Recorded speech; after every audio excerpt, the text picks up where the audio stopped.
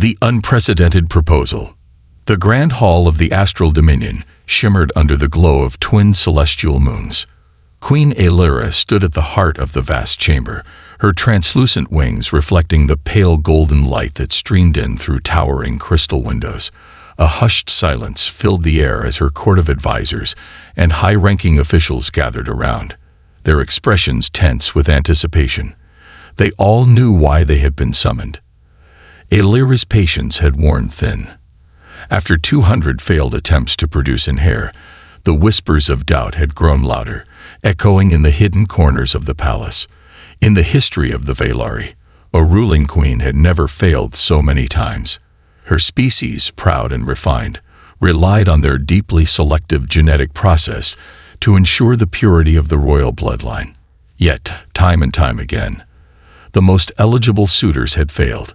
Even the most gifted genetic scientists had been unable to explain the anomaly. Aelira clenched her jaw. She would not allow herself to be the first queen in 10,000 years to falter. She would not let her empire crumble because of something so fundamental. There had to be a way forward, one that did not rely on the failing traditions of her people. The chief scientist, Elder Vaylor, cleared his throat hesitantly. His silvery exoskeleton shimmered under the soft lighting, his six-fingered hands trembling slightly as he activated the holographic interface before him. Your Majesty, after extensive research, we have identified a potential solution, though it is unconventional. The tension in the room thickened. General Kale, Aelira's most trusted military advisor, folded his arms, his expression dark. What exactly are you suggesting, Elder? Vaylor took a slow breath before continuing. We have studied hundreds of species across the galaxy, analyzing their reproductive success rates. Among them, one stands out: humans. Murmurs broke out among the court, some in disbelief, others in horror. Humans. The voice came from Lady Seraphis, one of the highest-ranking members of the Royal Council. You mean those primitive creatures from the Outer Rim? Those warlike, chaotic beings? Vaylor inclined his head slightly. Yes, Lady Seraphis. And yet, despite their perceived primitiveness, they possess an unparalleled fertility rate. Unlike our species, which struggles with genetic selectivity, humans conceive with remarkable ease. Nearly 25% succeed on their first attempt. Aelira raised an eyebrow. She had heard of humans, of course, an unpredictable, relatively young species with an alarming capacity for both destruction and innovation. They had been studied from a distance, but never had the Vaylari considered direct contact. And their compatibility? She asked, her tone measured. Vaylor pressed a few commands, bringing up an image of a human male, along with streams of genetic data. Surprisingly high, Your Majesty. Our genetic analysts confirm that, due to certain similarities in our biological structures, humans may offer the best chance of success. Aelira turned to General Kale, who remained stiff and unreadable. What do you think? Kale exhaled sharply. I think it's madness, Your Majesty. Humans are unpredictable. They do not follow the same logic we do. If we involve them in this matter, it may compromise the dignity of the royal lineage. Dignity means nothing if there is no future, Aelira countered, her voice firm. Our people will not survive on tradition alone. We must adapt. The murmurs of dissent grew softer. The weight of her words was undeniable. Elder Vaylor hesitated before speaking again. If I may, Your Majesty, we have identified an ideal candidate. Based on our research, we have chosen a human who not only meets the genetic requirements, but also possesses an intellect and strength of will that surpasses the others we analyzed. Aelira's violet gaze sharpened. Who is this human? A new hologram appeared. An image of a young man, seemingly unremarkable in appearance. His hair was a dark mess, his eyes sharp with intelligence, and his build strong but not overly imposing. His name appeared in glowing Vaylari script beneath his image. Elias Carter. A scientist, Vaylor explained, but not just any scientist. He is a pioneer in genetics and artificial intelligence. His work has pushed the boundaries of human understanding. And more importantly, he is completely unaware of the role he is about to play in the survival of our empire. Alara studied the image for a long moment before making her decision. "Prepare an envoy," she ordered. "I will not wait for our people to dwindle while we cling to the past. Bring this Elias Carter to me. He may be the key to everything." The court remained silent as her words settled in. Alara knew she had just set the course for an unprecedented chapter in her people's history. Far away, on a small blue planet called Earth, Elias Carter had no idea that his life was about to change forever. The chosen one. Elias Carter had always been a man of logic. Numbers, data, and controlled experiments governed his world, and in his 32 years of life, nothing had ever truly shattered his sense of reality. Until now. The first thing he became aware of was the cold. A sterile chill pressed against his skin as he drifted toward consciousness. His head throbbed as if he had been drugged. He tried to move, but his limbs were sluggish, his muscles unresponsive. Where the hell am I? The last thing he remembered was walking home from the research lab late at night. He had been preoccupied, his mind tangled in a mess of equations and hypotheses about genetic recombination. Then, darkness. No memory of how he had gotten here. His eyes fluttered open, and the sight that greeted him nearly knocked the breath from his lungs. He wasn't in his apartment. He wasn't even on Earth. A vast chamber stretched around him, its walls made of a crystalline substance that pulsed softly with a golden hue. The ceiling arched impossibly high, resembling the domed interior of some ancient cathedral. Except it wasn't built of stone. It shimmered, shifting like liquid light. The air carried a faint scent of something floral and electric, unlike anything he had encountered before. "This isn't real. I'm dreaming." Then he heard the voices. "He's awake," one of them murmured, the words smooth and melodic, yet laced with an otherworldly resonance. Elias forced himself to sit up, his fingers gripping the edges of the sleek, silver platform he had been lying on. He turned his head and saw them. Aliens. Not little green men. Not bug-eyed creatures from science fiction. No, these beings were elegant, humanoid, yet distinctly other. Their features were sharp and refined, their skin possessing a faint iridescence. Their eyes were large, luminous, and intelligent. Most striking of all was the woman standing at the center of them, a vision of regality. Her long, flowing silver hair cascaded down her back, her amethyst-hued eyes locked onto him, with an intensity that made his chest tighten. She was taller than him, her presence commanding. Elias swallowed hard.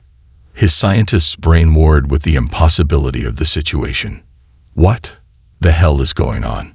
His voice came out rough, hoarse from disuse. The woman, clearly in charge, tilted her head slightly. "You are aboard the Australis, the flagship of the Velari Dominion," she said, her voice calm but firm. "I am Queen Alara." Queen. Flagship. Dominion. Elias' fingers curled instinctively. He forced himself to take a slow breath, suppressing the rising panic. Think rationally. He had been abducted. That much was clear. But why? The Velari didn't look hostile. If they had wanted to harm him, he doubted he would be lying on a pristine medical platform instead of restrained. "Right," he said slowly. "Aboard a spaceship, that makes total sense." The tall male standing beside Alara, an intimidating figure with deep violet skin and sharp, angular features, narrowed his eyes.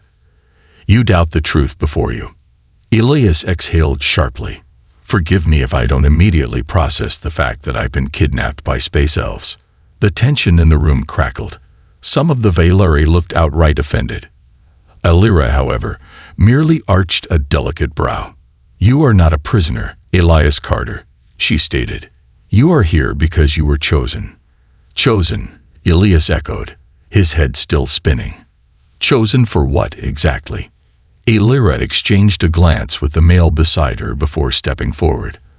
"Our civilization is on the brink of collapse," she said. For millennia, we have thrived, guided by wisdom, technology, and discipline.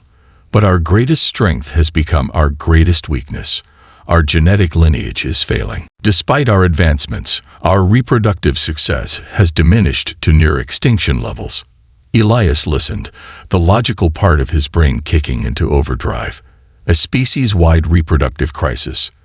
That explained why they had taken him, a geneticist specializing in artificial fertilization and evolutionary biology. "You believe I can help," he said, rubbing his temples. Elira's expression remained unreadable. "Not in the way you think." Elias frowned. "Then explain." The queen studied him for a long moment, as if measuring his worth. Then she spoke words that sent an electric shock through his entire system. "You are to be my consort." Silence crashed down on the room. Elias blinked once, twice, then let out a stunned, disbelieving laugh. "I'm sorry." "What?" Elira's gaze didn't waver. "You will assist in the continuation of the Valari bloodline." Elias held up a hand, as if trying to physically stop the madness. "Hold on. You're telling me that out of an entire galaxy, you chose me to..." He couldn't even finish the sentence. "You possess the most compatible genetic structure for successful conception," Elira stated, as if discussing the weather. "Your DNA has been analyzed, and the probability of a viable offspring is higher than with any other species we have encountered." Elias let out a strangled noise. "Okay, so let me get this straight. You abducted me, without my consent, by the way, because you want me to help make space babies with an alien queen." The male beside Elira scowled. "You speak as if it is some crude transaction. This is an honor beyond measure, human." "Forgive me if I don't immediately feel honored," Elias snapped, swinging his legs off the platform. "Look, I get that your people are in trouble, but this is insane. I'm not some breeding experiment. I have a life back on Earth." Elira stepped closer, her presence nearly overwhelming. "And what does that life offer you?" she asked. "You are a man who has dedicated himself to knowledge, to pushing the limits of science. Yet you live in a world where your greatest achievements are overshadowed by bureaucracies and limitations. Here, you would not be constrained. You would be revered."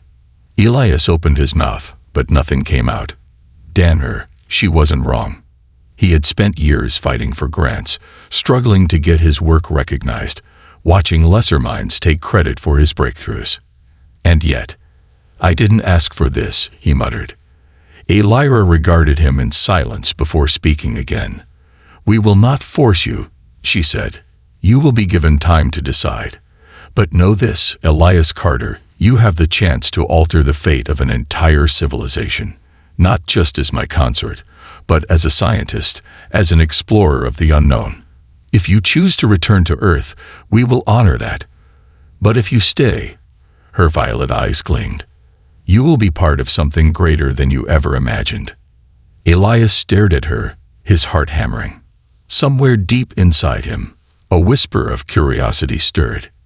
And he knew his life would never be the same again. The decision. Elias Carter sat alone in what could only be described as a palace in the stars. The chamber he had been led to was nothing short of breathtaking. Tall, arched windows stretched from floor to ceiling, revealing a sprawling view of the cosmos beyond.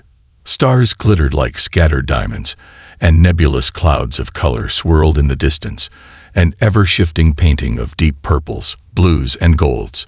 It was beautiful, and it terrified him. It had been hours, maybe even a full day, since he had woken up in the Astralis, abducted from his mundane but predictable life on Earth.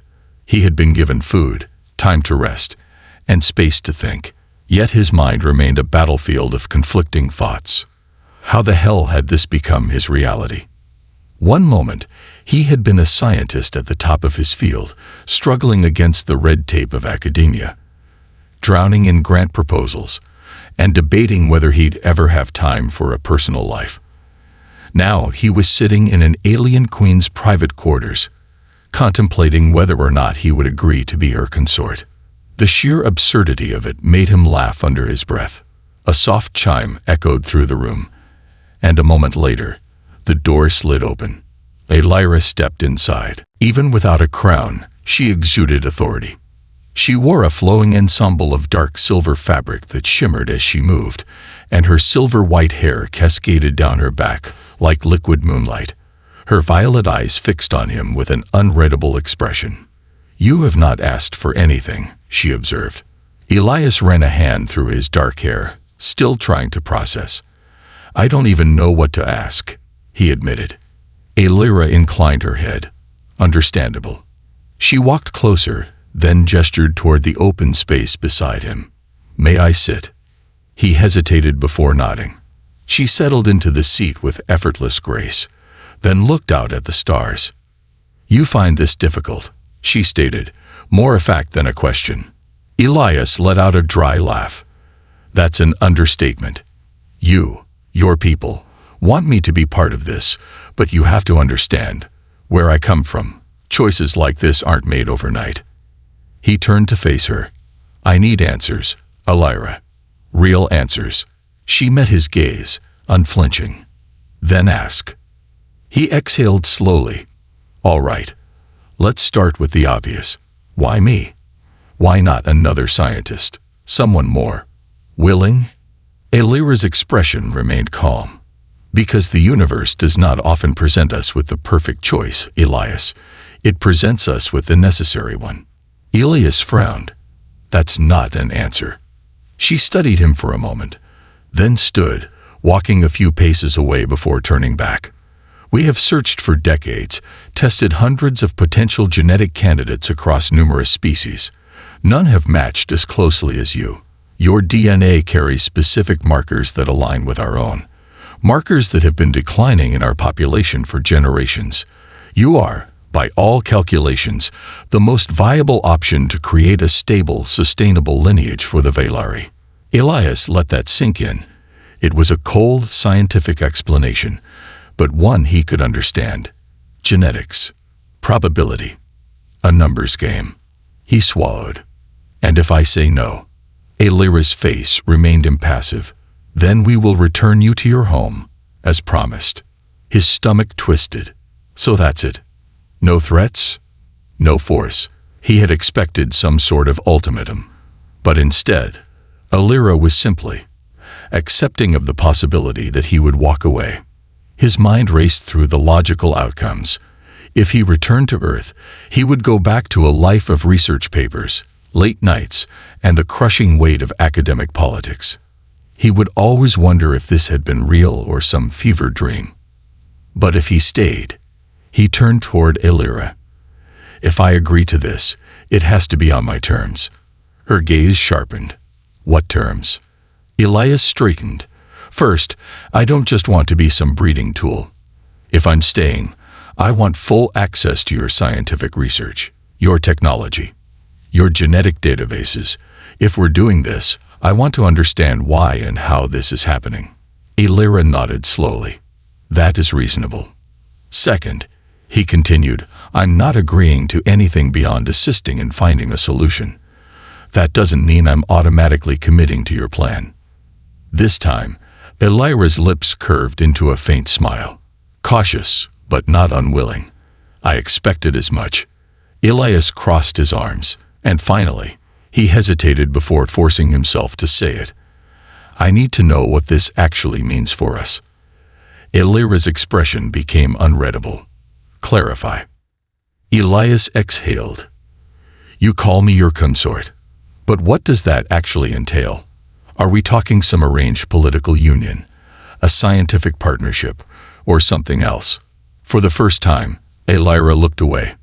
There was a pause, then she spoke, softer this time. "It would be all of those things. The Velari do not separate politics, science, and relationships as humans do. A consort is more than a mate. It is a bond of unity, trust, and purpose. You would not be a passive participant in this, Elias. You would be at my side, as an equal." Elias' breath caught. He hadn't expected that. The weight of her words settled over him, heavier than he had anticipated. He wasn't just being asked to donate his genetics to some grand experiment. He was being asked to stand beside a queen. He let out a shaky breath. That's a lot to take in. Halira nodded, then stepped closer. You do not have to decide tonight. Rest. Think. When you are ready, I will hear your answer. Elias looked into her violet eyes and saw something there. Something beyond duty and calculation. A flicker of uncertainty, maybe even vulnerability. He had a choice to make, and for the first time in his life, he wasn't sure what the logical answer was.